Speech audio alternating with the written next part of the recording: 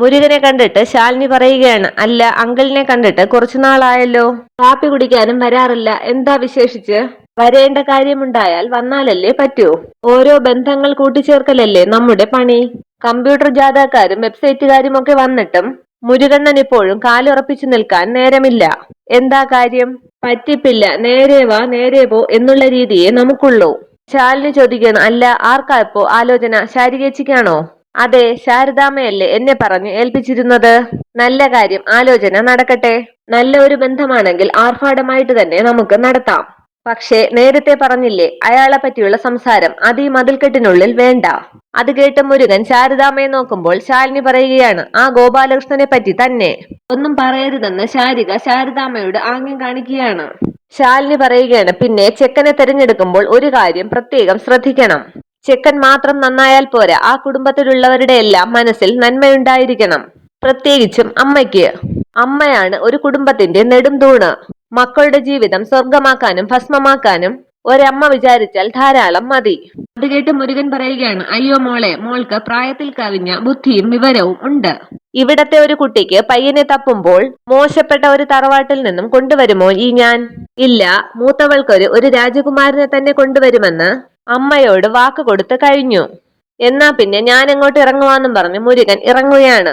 അന്നേരം കയ്യിലിരുന്ന പൈസ ശാലിനിയുടെ കയ്യിൽ കൊടുത്തിട്ട് ശാരദാമ്മ പറയുകയാണ്, ഇതങ്ങോട്ട് കൊടുക്ക്. ശാരദാമ്മയും ശാലിനിയും മുരുകന് പൈസ കൊടുക്കുന്നേരം ശാരിക വേറെന്തൊക്കെയോ ആലോചിച്ച് വിഷമിക്കുകയാണ്. അന്നേരം ശാരിക ആലോചിക്കുന്നത് രാജീവിനെ കുറിച്ചാണ്. രാജീവ് വന്ന് ഹോട്ടലിൽ വന്നതും ഭക്ഷണം കഴിച്ചതുമൊക്കെ ആലോചിക്കുകയാണ് ശാരിക. പിന്നീട് കാണിക്കുന്നത് രാജേശ്വരിയുടെ വീടാണ്. അവിടെ കൈയും കാലും ഒക്കെ തടവിക്കൊണ്ടിരിക്കുന്ന ഗോപാലകൃഷ്ണന്റെ മുമ്പിലിരുന്ന് ആപ്പിൾ കട്ട് ചെയ്ത് കഴിക്കുകയാണ് അനൂപ്. ഗോപാലകൃഷ്ണൻ അനൂപിനോട് പറയുകയാണ്, എടാ ഒരു കഷ്ണം എനിക്ക് കൂടി താടാ, എത്ര നേരമായി ഞാൻ നോക്കിക്കൊണ്ടിരിക്കുന്നു. അയ്യോ വേണ്ട വേണ്ട, അടികൊണ്ട് അച്ഛന്റെ പല്ലൊക്കെ ഇളകിയിരിക്കുകയായിരിക്കും. ആപ്പിള് കഴിച്ചു കഴിഞ്ഞാൽ ധിമ്മെന്ന് പറഞ്ഞു എല്ലാ പല്ലും താഴെ പോകും. പിന്നെ ചിരിക്കുമ്പോൾ ഭയങ്കര ബോറായിരിക്കും. അത് ഞാൻ ചിരിക്കാതിരുന്നോളാം, വിശന്നിട്ടാണ്, ഒരു കഷ്ണം എനിക്ക് താടാ. ഇത് വേണ്ട, അമ്മ അകത്ത് ജ്യൂസ് ഉണ്ടാക്കിക്കൊണ്ടിരിക്കുകയാണ്, ഇപ്പൊ കൊണ്ടുതരും. അത് കേട്ട് ഗോപാലകൃഷ്ണൻ പറയുകയാണ്, തരും തരും, അവൾ എന്നെ ജ്യൂസാക്കാതിരുന്നാൽ മതിയായിരുന്നു. അന്നേരം ജ്യൂസുമായി വന്ന് ഗോപാലകൃഷ്ണന്റെ അടുത്തിരിക്കുകയാണ് രാജേശ്വരി. മൊസംബി ആണോന്ന് ചോദിക്കുകയാണ് ഗോപാലകൃഷ്ണൻ. രാജേശ്വരി പറയുകയാണ്, അല്ല ഓറഞ്ചാണ്. ഗോപാലകൃഷ്ണൻ കൊള്ളാമോന്ന് ചോദിക്കുമ്പോൾ ആ നോക്കട്ടെ എന്ന് പറഞ്ഞ് അത് കുടിക്കുകയാണ് രാജേശ്വരി. കുടിച്ച ശേഷം രാജേശ്വരി പറയുകയാണ്, കൊള്ളാം, മധുരമൊക്കെ കറക്റ്റ് ആണ്, നല്ല ടേസ്റ്റ്. അത് കേട്ട് രാജേശ്വരി എന്ന് ദയനീയമായി വിളിക്കുകയാണ് ഗോപാലകൃഷ്ണൻ. അതിനുശേഷം രാജേശ്വരി അനൂപിനോട് പറയുകയാണ്, മോനെ നീ ആപ്പിളൊക്കെ എടുത്തോണ്ട് പോയേ, അത് നോക്കിയാൽ വെള്ളമിറക്കിക്കൊണ്ടിരുന്നാലേ നിനക്ക് നാളെ വയറുവേദന ഉറപ്പാണ്.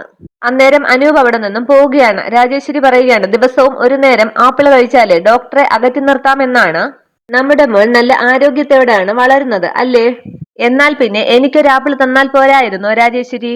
ഞാനിങ്ങനെ കൈയും കാലും അനക്കാൻ പറ്റാതെ വയ്യാതെ കിടക്കുമ്പോൾ എനിക്കും വേണ്ടേ കുറച്ച് ആരോഗ്യമൊക്കെ? വയ്യാതെ കിടക്കുന്നത് മൂക്കറ്റം കള്ളും കുടിച്ച് പാതിരാത്രി വല്ലവന്റെയും കയ്യിൽ നിന്ന് ഇടിയും വാങ്ങിച്ചു കൊണ്ടുവന്നിട്ടല്ലേ?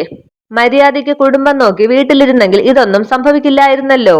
അന്നേരം അവിടേക്ക് അളിയാന്നും പറഞ്ഞ് വിളിച്ചുകൊണ്ട് ഓടി വരികയാണ് ബാലചന്ദ്രൻ.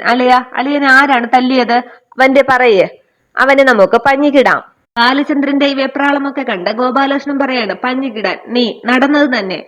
തൽക്കാലം നീ പോയി എനിക്കെന്തെങ്കിലും കഴിക്കാൻ എടുത്തോണ്ട് വാ, അതായിരിക്കും വലിയ ഉപകാരം. എന്റെ അളിയന് ഈ വീട്ടിൽ കഴിക്കാൻ ആരും ഒന്നും കൊടുത്തില്ലേ? എങ്കിൽ അതെനിക്കൊന്ന് അറിയണമല്ലോ എന്നും പറഞ്ഞ് സോഫയിൽ നിന്നും ചാടി എഴുന്നേൽക്കുകയാണ് ബാലചന്ദ്രൻ. അന്നേരം രാജേശ്വരി പറയാണ്, ഇരിയടാ അവിടെ. അത് കേട്ട് പേടിച്ചിരുന്ന ശേഷം ബാലചന്ദ്രൻ പറയുകയാണ്, ഇരുന്നു. അന്നേരം രാജേശ്വരി പറയുകയാണ്, അല്ല നിങ്ങളെ ആരാണ് തല്ലിയതെന്ന് പറഞ്ഞില്ലല്ലോ.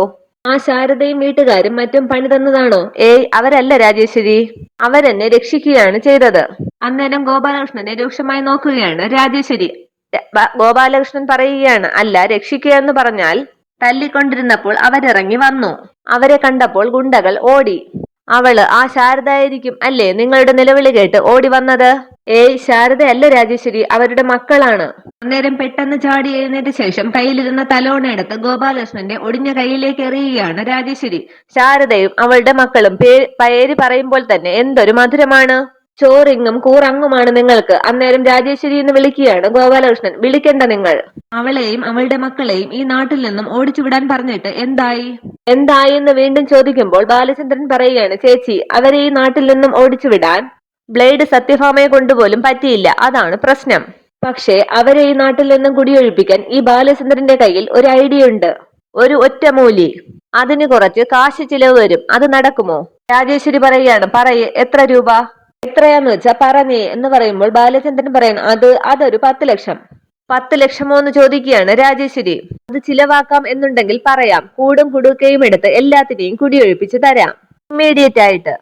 രാജേശ്വരി പറയാണ്, 10 ലക്ഷം പൈസ ഒരു പ്രശ്നമല്ല, പക്ഷേ അവർ ഈ നാട് വിട്ട് പോകണം. പറ, എപ്പോഴാണ് നിനക്ക് കാശ് വേണ്ടത്? പിന്നീട് കാണിക്കുന്നത് സത്യഭാമയുടെ വീട്ടിൽ രാത്രി മുകളിലത്തെ നിലയിൽ ഒറ്റയ്ക്ക് നിന്ന് സങ്കടപ്പെടുന്ന പ്രീതിയെയാണ്. പ്രീതി അന്ന് രാവിലെ അമ്പലത്തിലുണ്ടായ സംഭവങ്ങളൊക്കെ ആലോചിച്ച് വിഷമിക്കുകയാണ്. അർജുൻ ഗിഫ്റ്റ് കൊടുത്തതും സത്യഭാമ അത് വലിച്ചെറിഞ്ഞതുമൊക്കെ ആലോചിച്ച് വിഷമിച്ചു നിൽക്കുകയാണ് പ്രീതി. അന്നേരം പ്രീതിക്കുള്ള ഭക്ഷണവുമായി അവിടേക്ക് വരികയാണ് വിഷ്ണു. നീ എന്താ കഴിക്കാൻ താഴേക്ക് വരാതിരുന്നത്? നിനക്കുള്ള ഭക്ഷണം എടുത്തുകൊണ്ട് വന്നിട്ടുണ്ട്, കഴിക്ക്. എനിക്ക് വേണ്ടായിട്ടാന്ന് വിഷമിച്ച് പറയുകയാണ് പ്രീതി. നിന്റെ സ്വഭാവത്തിന് ഒരു മാറ്റവും ഇല്ല കേട്ടോ. ചെറുപ്പം മുതലേ ഇങ്ങനെയാണ്. കളിക്കാൻ കൂടെ കൊണ്ടുപോയില്ല എന്ന് പറഞ്ഞ് ഏട്ടനോട് പിണങ്ങും. എന്നിട്ട് പച്ചവെള്ളം പോലും കുടിക്കില്ല. എന്നിട്ട് എന്തെങ്കിലും കലപില എന്ന് പറഞ്ഞ് അമ്മയോടും പിണങ്ങും. ഇതിനൊക്കെ ഒരു മാറ്റം വേണ്ടേ മോളെ? ചേഞ്ച് ആർക്കാണ് ഇഷ്ടമില്ലാത്തത്?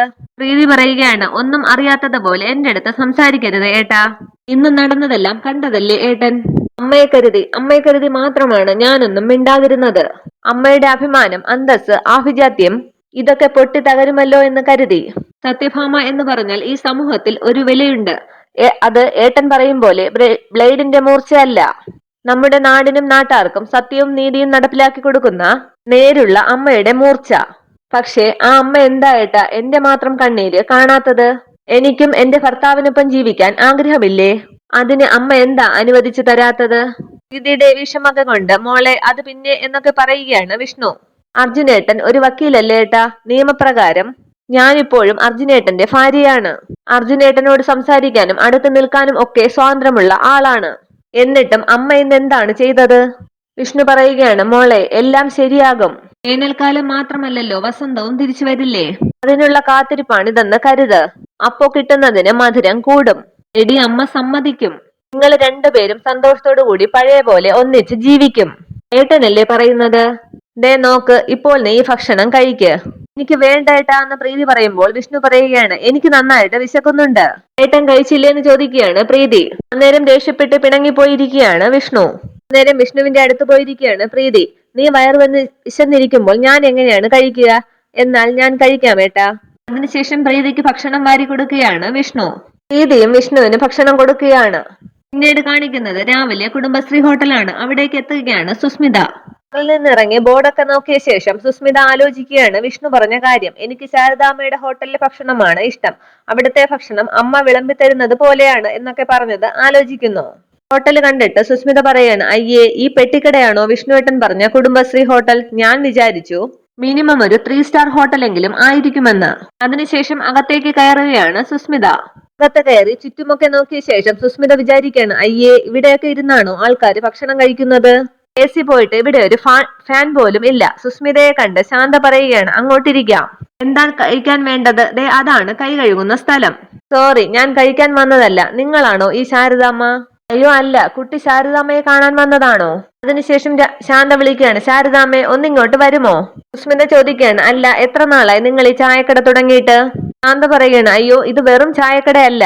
ദോശയും ഇഡ്ഡലിയും അപ്പവും മുട്ടക്കറിയും ചോറും കറികളും എല്ലാം കിട്ടുന്ന ഹോട്ടലാണിത്.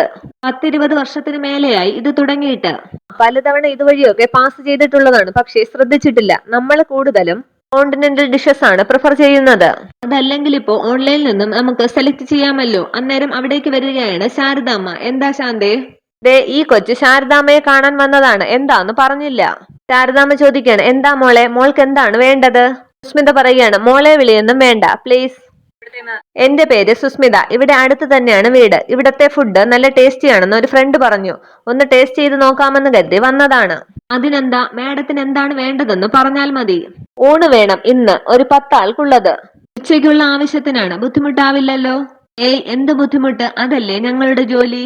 മാഡം പറയുന്ന സമയത്ത് പറയുന്ന സാധനം റെഡി ആയിരിക്കും. ശരി, എന്താ സ്പെഷ്യൽ ആയിട്ടുള്ളത്? എല്ലാം ആ ബോർഡിൽ എഴുതിയിട്ടുണ്ട് മാഡം, നോക്കിയിട്ട് പറഞ്ഞാൽ മതി. It's okay. അല്ലെങ്കിൽ എല്ലാ ഐറ്റംസും പാക്ക് ചെയ്തേക്ക്. 10 ആൾക്ക്. വേറെ എന്തെങ്കിലും സ്പെഷ്യൽ ഐറ്റംസ് ഉണ്ടെങ്കിൽ അതും കൊടുത്തയച്ചോളൂ. ശരി, എവിടെയാണ് എത്തിക്കേണ്ടത്? അഡ്രസ്സും നമ്പറും ഇതിലുണ്ട്, വിളിച്ചാൽ മതി. ശരി, ഞാൻ മോള് വരുമ്പോൾ അവളുടെ കയ്യിൽ കൊടുത്തയക്കാം. സമയത്തിന് സാധനത്തും. ആ ശരി, പറഞ്ഞാൽ നടക്കണം. വൈകിക്കരുത്. പിന്നെ എല്ലാത്തിനും വൃത്തിയും വെടുപ്പുമൊക്കെ ഉണ്ടായിരിക്കുമല്ലോ അല്ലേ? അതെന്താ മാഡം അങ്ങനെ ചോദിച്ചത്? അല്ല, നിങ്ങൾ ഇതൊക്കെ ഉണ്ടാക്കുന്നത് കൈകൊണ്ടല്ലേ, മെഷീൻ കൊണ്ടല്ലല്ലോ. കയ്യിലാണെങ്കിൽ ഗ്ലൗസും ഇട്ടിട്ടില്ല. എന്റെ മാഡം, അമ്മ കുഞ്ഞിന് ചോറ് വാരി കൊടുക്കുന്നത് മെഷീൻ വെച്ച് കയ്യുറയിട്ടിട്ടാണോ? എന്നിട്ടും കുഞ്ഞിന്റെ ഭക്ഷണത്തിൽ ഒരു തരി അഴുക്ക് പുരളാൻ ആ അമ്മ സമ്മതിക്കുമോ? ഒരിക്കലും ഇല്ല. അങ്ങനെ നേരും നെറിയുമുള്ള കച്ചവടമേ ഞാൻ ഇതുവരെ ചെയ്തിട്ടുള്ളൂ. ഇവിടെ വിളമ്പുന്നതിൽ നിന്നും ഒരു പങ്ക് കഴിച്ചിട്ടാണ് ഞാനും എന്റെ മക്കളും ജീവിക്കുന്നത്. ഞങ്ങൾ കഴിക്കുന്നതേ ഞങ്ങൾ വിളമ്പി കൊടുക്കാറുള്ളൂ. വിശ്വസിക്കാം എന്ന് ശാരദാമ്മ പറയുകയാണ്. ആ ശരി ശരി, അപ്പോ ഇതിന്റെ പേയ്മെന്റ് ഒക്കെ എന്ന് സുസ്മിത ചോദിക്കുമ്പോൾ ശാരദാമ്മ പറയുകയാണ്, കഴിച്ചു കഴിഞ്ഞ് തൃപ്തിയായാൽ മാത്രം മതി പണം. അതാണ് ശാരദാമ്മയുടെ ഹോട്ടൽ കുടുംബശ്രീ. അത് കൊണ്ടുവരുന്നവർ പറഞ്ഞോളും. ആ ശരി, അപ്പോൾ സമയത്തിന് സാധനം എത്തിക്കണം. അത്രയും പറഞ്ഞു പോവുകയാണ് സുസ്മിത. രാജിയോട് ശാരദാമ്മ ചോദിക്കുകയാണ്, ശാരിക എവിടെ പോയി? മോള് തയ്യൽ ക്ലാസ്സിന് പോയല്ലോ. ശാന്ത ചോദിക്കുകയാണ്, ആ കൊച്ചി എന്തിനാ വന്നത് ശാരദാമ്മേ? 10 ആൾക്കുള്ള ഉച്ചയൂണ് വേണം, പാഴ്സലാണോ? ശാന്ത പറയുകയാണ്, എനിക്കെന്തോ ആ കൊച്ചിന്റെ എടുപ്പ് നടപ്പൊന്നും അത്രയങ്ങോട്ട് തീരെ പിടിച്ചില്ല. എല്ലാത്തിനോടും ഒരു പുച്ഛവും വെറുപ്പും ഒക്കെയാണ്. ഒറ്റ കാഴ്ചയിൽ അങ്ങനെ ആരെയും ഒന്നും വിചാരിക്കാൻ പാടില്ല ശാന്തേ. ചിലപ്പോൾ പരിചയക്കുറവ് കൊണ്ടായിരിക്കും. നമ്മുടെ ശാലിനിയുടെ പ്രായമല്ലേ ഉള്ളൂ അതിന്. എന്ന് വെച്ച് ശാലിനി മോൾ ഇങ്ങനെയാണോ പെരുമാറുന്നത്? രാജി ചോദിക്കുകയാണ്, ആരെയാണ് പാഴ്സൽ കൊണ്ടു കൊടുക്കാൻ അയക്കുന്നത്? ശാലിനി എന്ന് ശാരദാമ്മ പറയുമ്പോൾ ശാന്ത പറയുകയാണ്, എങ്കിലെന്ന് അവിടെ എന്തെങ്കിലുമൊക്കെ നടക്കും. ഈ സൈസ് ഒന്നും ശാലിനി മോള് എടുക്കില്ല. രണ്ടും കൂടി മുഖാമുഖം കണ്ടാൽ അടി ഉറപ്പാണ്. ശാന്തയുടെ ഈ പറച്ചിൽ കേട്ട് അയ്യോ എന്ന് വയ്ക്കുകയാണ് ശാരദാമ്മ. പിന്നീട് കാണിക്കുന്നത് റോഡിലൂടെ സാധനങ്ങളുമായി വാങ്ങി വരുന്ന ശാരികയാണ്. അന്നേരം അവിടേക്ക് ബൈക്കിലെത്തുകയാണ് രാജീവ്.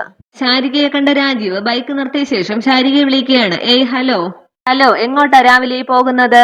രാജീവിന്റെ സംസാരവും പെരുമാറ്റവും ഒക്കെ കേട്ട് ചുറ്റും നോക്കുകയാണ് ശാരിക. അതുകൊണ്ട് രാജീവ് ചോദിക്കുന്നു, അല്ല എന്നെ മനസ്സിലായില്ലേ? രാജീവ് ലെക്ചർ. ഇത്രയുമാണ് ഇന്നത്തെ എപ്പിസോഡ് വിശേഷങ്ങൾ. Okay, thank you.